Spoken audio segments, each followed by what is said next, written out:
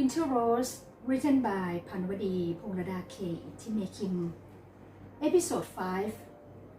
The bright sun shining through the silver grey clouds illuminated a modern glass-clad building on the ground far below, leaving no room to doubt that the plane was passing over downtown Houston. Iris' heart beat fast with excitement, thinking about meeting her real mother and remembering everything that Karen had told her. Keeping her promise to Karen, Iris had phoned the number given in the last letter Karen had received from her mother, introduced herself, and listened as her mother had proposed a meeting, saying that someone would be there to meet her when she arrived at Houston International Airport. Putting the phone down, the anger she had felt when she had first learned the truth had given way to excitement, and her enthusiasm about meeting the person who had disappeared from her life for 21 years made her dream many things about mother. She wanted to know what she looked like, whether she would really show her love as she had written in the letter. Iris was not only excited about meeting her mother, it was also the first time in her life that she had had the chance to go to the south of the country. Until now, she had spent her life in the cool northeastern states of East Coast America. Almost every summer, she went to Cape May, New Jersey, the only place she knew, to escape the heat, and her world revolved around Karen, Cody, and her close friend from childhood days, Hillary. Other people were just minor characters who would help her make her life rounded in society. Although she had never had a chance to go to the South, Iris had learned at school that the state of Texas was as big as the whole of France, that it consisted mainly of deserts with searing heat and drought, that the people who lived there dressed differently, spoke differently, and even looked differently to the inhabitants of the East Coast, especially the northern states. Thinking about all this, the image of cowboys wearing Stetsons and riding horses as in the movies appeared in her mind, causing her to smile at herself. Anyone seeing her sitting there, looking out of the plane's window and smiling to herself, would have thought her distinctly odd. Iris looked down at the modern buildings below again and could see everything even more distinctly as the plane lost height in readiness for landing. She thought it was strange that people spoke of Texas as being rural when it has such beautiful modern buildings. She also recalled that the town of Houston, to which she was going, ranked fourth in America after New York, Chicago, and San Francisco in terms of economy and modern lifestyle, but that it was second to none in terms of modernity, attractiveness, and cleanliness. In the oil boom of the early 1980s, people from all around the country had flooded to live in Houston. But after the bubble burst, it became quieter and not as crowded as it had been. People moved away to other places, leaving behind the original inhabitants, refugees from the Vietnam War, illegal immigrants from Mexico, and other illegal residents. Iris knew that NASA, the organization in charge of the space program, was situated here, and that the Medical Institute in the Cancer of Houston was famous for its research into tropical disease and the treatment of heart disease. Patients from all over the world came here to be treated because the doctors were highly skilled and the equipment was modern. Yet, the cost of treatment was cheaper than in other states. The cost of living was also cheaper. Maybe this was why Irene's mothers had decided to be operated on here. Irene was distressed to the point of tears that if her mother's health had not been so critical, perhaps she still would not have wanted to meet her. The young girl tried to quickly push back these negative feelings as the captain announced to the passengers that the plane was preparing to land at Houston Airport and that they should fasten their seat belts and put their seats back into the upright position. The sound of the engines attracted the passengers' attention and everyone sat quietly. The whole plane shook as the wheels touched the tarmac, with some passengers clapping and others sighing with relief that the captain had landed the plane safely.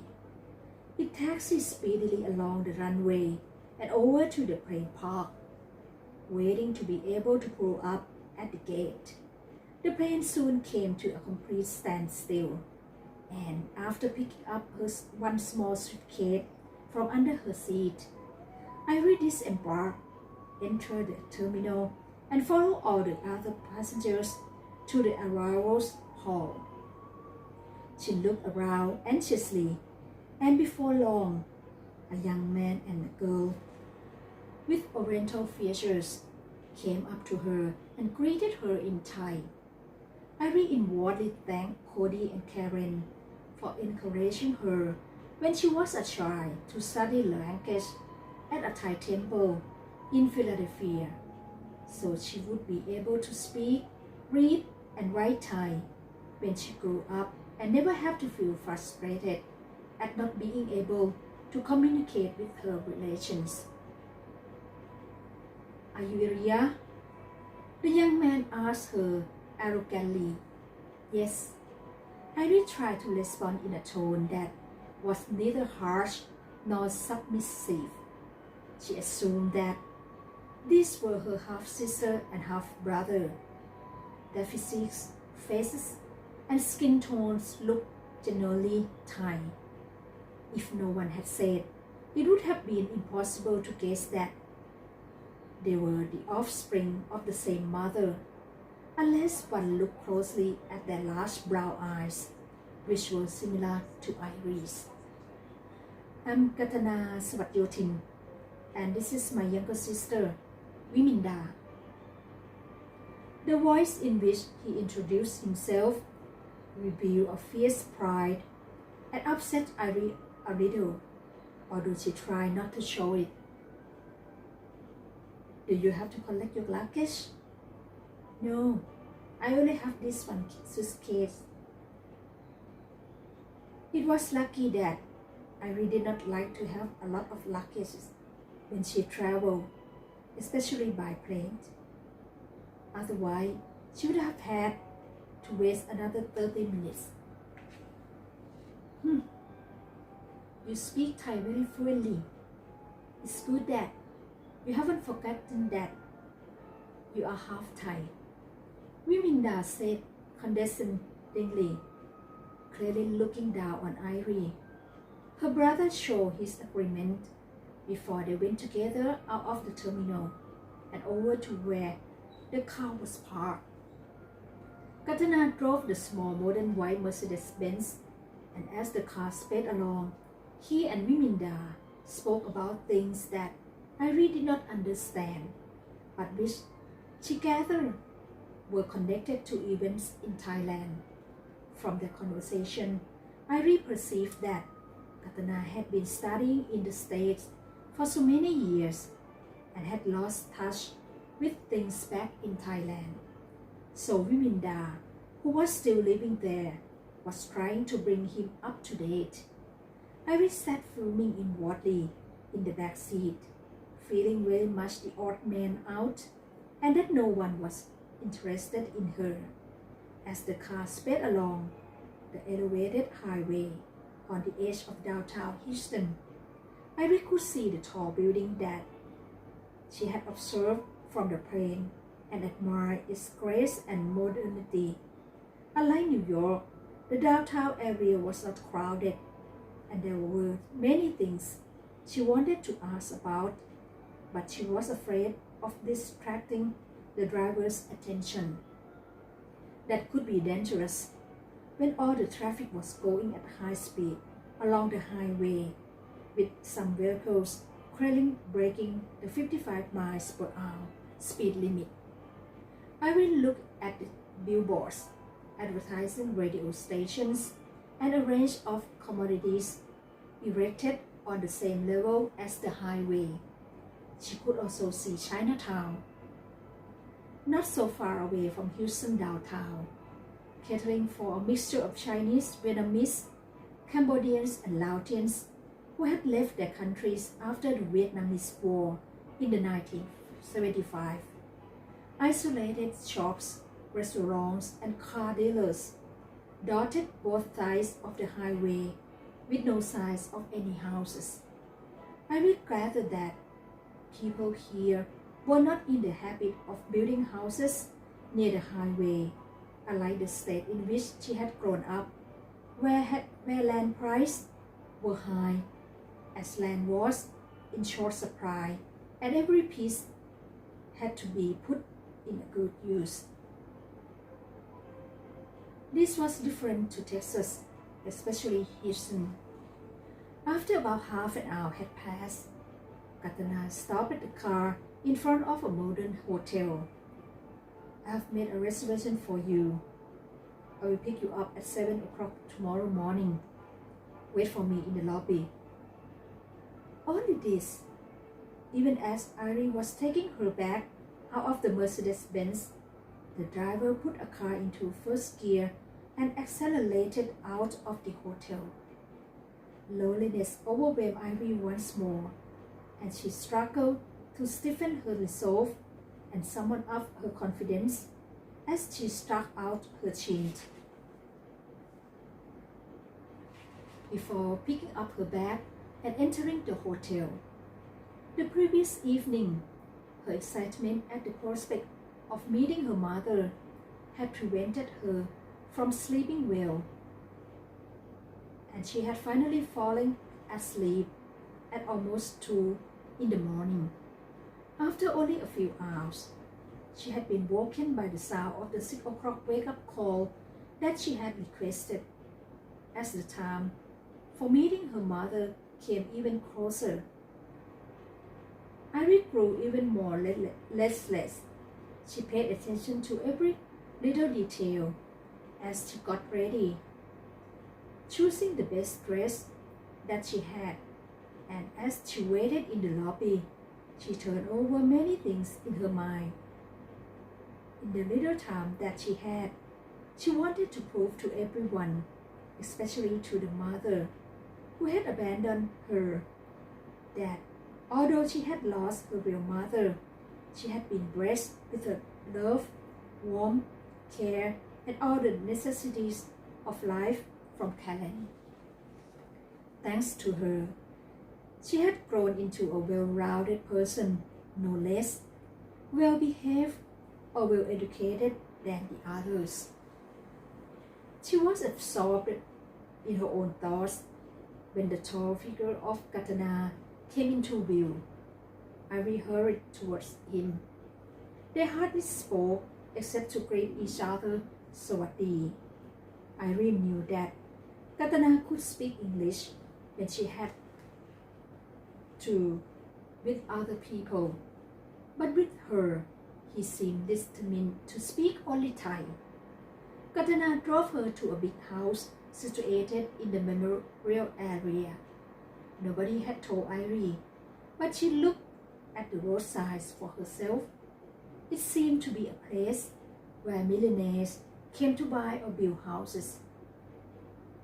It was quiet and peaceful, and the tall trees, which lined both size of the road made it look shady. All the houses they passed were big and imposing with large gardens, but some even stood out from the list for their extravagance and size. Iris had never thought before that her mother was so rich. Money had obviously not been the reason why she had had to give up Iris for adoption. Before she could think any more, Katana led her into a house gorgeously decorated in modern style. Clearly not all of her mother's family usually live here. Only Katana, who was studying here and king of this realm. Mother's condition is not so good. We don't want you to say or do anything that will upset her. Understand? Katana warned in a manner beyond his years, which probably number less than 20. She gave no audible answer, but her face showed that she had listened and understood. Before she opened the door and went into a large room, a middle-aged Thai man with dusky skin, who Katana and Viminda clearly resembled, was already in the room. He turned to observe Iris, indicating with his eyes that she should come closer. The spacious, soft bed emphasized the thinness and frailty of the middle-aged women lying there. As she turned to smile at Iris, tears started to flow down her cheeks. "Talk with your daughter. I will wait outside," said the man, kissing the woman's pale cheek before leaving the room. When the two of them were left alone in the room, Iris was at a loss as to what to do. She looked for a long time at the thin woman with her sickly white skin. It was clear from her still dark tresses, in which the traces of grey were as yet scarcely visible, and her exquisite features that Iris' mother's when she was young must have been extremely beautiful, and Iris had inherited her big brown eyes.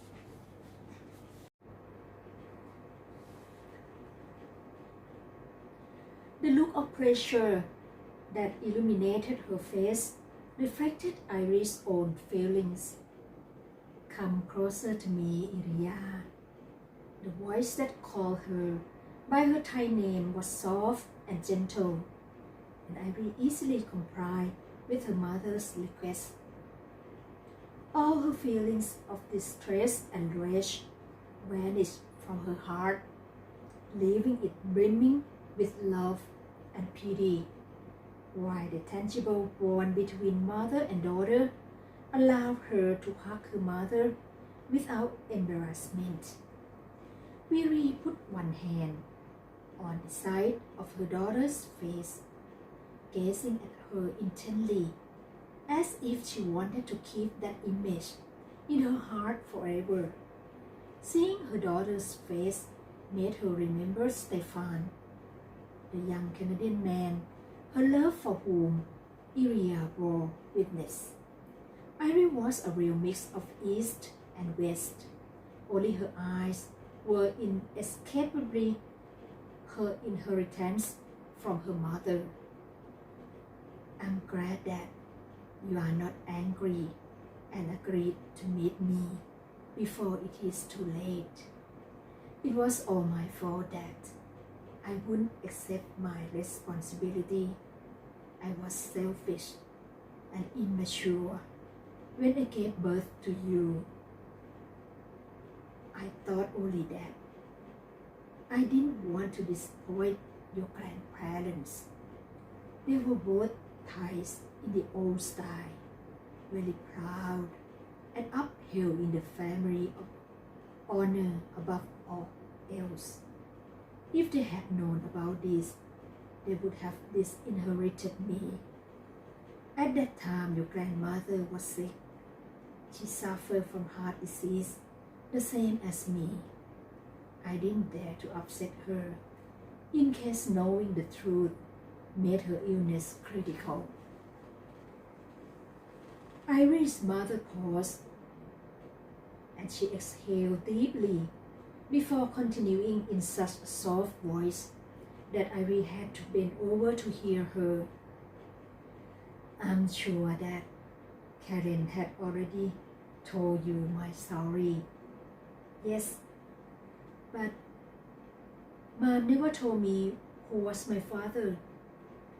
We rethought carefully before deciding to tell the truth to her daughter. Your father was Canadian. His name was Stefan Hoffner. We met at university. He was studying for a doctorate in operation research. When he finished, he went back to his country without ever knowing that I was pregnant. Why didn't you tell him? At that time, I was still a child, just 18 years old. I didn't know what was happening to me.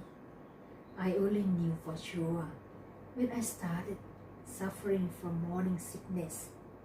I didn't dare to have an abortion. I was in despair and worried about everything. I had to stop studying for a while. The money for my studies that your grandfather sent me, I used to rent a house at Cape May. And what was left, I kept to cover the hospital costs. The day that Karen met me, I was utterly distracted and couldn't control myself. I intended to kill myself to escape from everything. As sobs rose, she stopped talking and swallowed hard. Rest for a while. You don't have to speak. I urged. When I am at rest forever, I will have no chance. So, please let me speak. Her mother continued in a soft and trembling voice. Karen was so good to me. She saved my life, comforted me, until I have the courage to carry on. Living, the gift of life, has to be returned with life. I knew that Karen had just one son, and that her husband had passed away a long time ago. Although she never said, I knew she was lonely and that she wanted to have a daughter to be a friend. When I knew that I had given birth to a daughter, I decided to give you to her. I returned to my studies until I graduated with a bachelor's degree, then went back to Thailand and made an arranged marriage to a man of my parents' choosing. By the time I had my own family, I didn't want to disappoint everybody, especially when I knew that you were happy. Why did you change your mind now? Because I wanted to make up for everything that you never had in the little time remaining to me before I have no more time. Meaning only to separate. It would be better never to have met at all. Iris thought to herself, her eyes expressing her inner pain. I want you to feel that when I'm no longer alive, you will still be proud to have relations, as well as Karen and her family. Half of this house belongs to me, but I have asked to have the right to leave it to you to inherit. Katana and Vininda's father does not oppose this idea because everything in Thailand, especially the legacy from your grandparents will, in the future, will fall to your brother and sister. So what I ask is for you to get to know and accept Katana and Viminda. Can you promise me this? Katana is hard-headed and a bit stubborn, but he is a good boy. If you try to meet him halfway, before long, I believe that he will be a good young brother for you, and that he will in turn really love his big sister. I really thought about her brother and sister's haughtiness. I did not want to make this promise. However, if she did not, it would upset her mother. I promise, but there is an exception about the house. Iris was uncomfortable about inheriting the house from her mother. How would her brother and sister feel about this? Wouldn't they suspect that Iris just wanted to get a legacy from their mother? It seemed that her mother could understand and was proud of her daughter for thinking like this. Don't worry. No one will think as you fear. I will do everything fairly. If that is the case, then I agree. Iris saw that her mother was exhausted, so she did not want her to speak again. Now you have agreed, I feel trouble no longer. All my anxieties have disappeared. Before I have the heart transplant operation, I would like you to check out of the hotel and come and stay in this house. I will tell Katana to arrange everything, and you should phone Karen so she won't be worried. Her mother was so sick and frail that all I could do was to act as a dutiful daughter, loving her and agreeing to everything that she requested, including coming to stay in the house that was now legally hers. No one dared to oppose her mother's wishes. Her brother and sister acted less orderly when they were with their parents, but behind their backs, they behaved like strangers with Iris just as before. Iris tried to ignore them. The most important thing for her now was to spend every second in the most useful way to make up for the 21 years that she had been separated from her mother.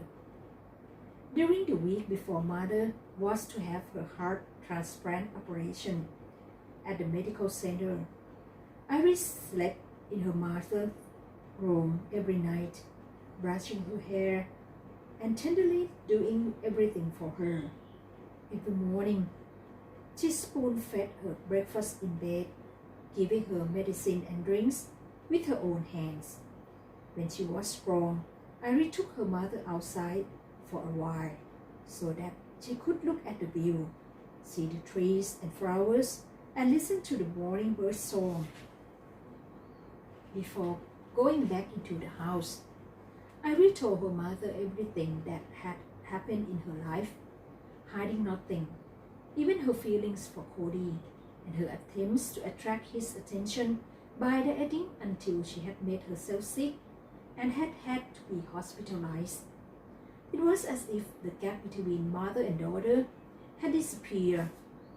The young girl did not feel disappointed that she had not known her mother throughout her life, because now her mother was making up for everything. Iris dreamed of when her mother was well again, of how she would invite her to live with her in America for a while, so that she would ask Karen to go with her to Thailand in the university vacation.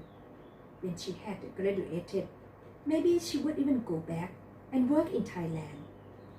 And then she would not to be separated from her mother again. But Iris' dreams were destined not to become true. After her heart transplant operation, Viri had to stay under the doctor's care at hospital for a while, so her condition could be constantly monitored, and Iris had to return to her studies at Harvard. Iris felt no concern, as the doctors confirmed that her mother's new heart was strong and working successfully in her body. 1 month after, her mother had her operation, and Irene went to say her final goodbye. Viri smiled at her readily, her heart full of love and pride for her daughter.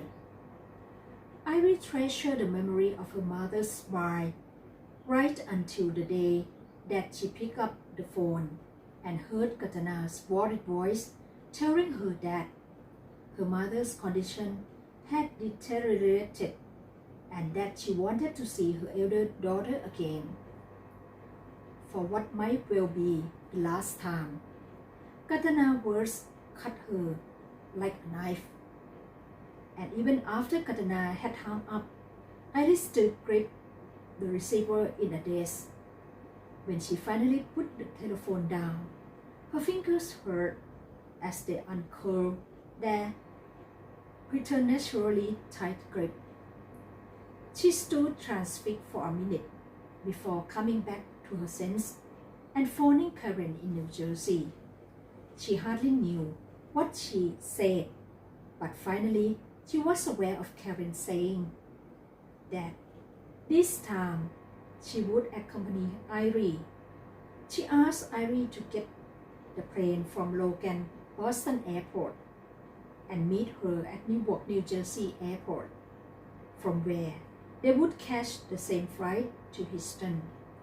Irie walked into the hospital as if in a daze. She and Karen arrived at her mother's room just as a ward orderly was removing her mother's name from the slot on the door. Irie's heart gave a lurch.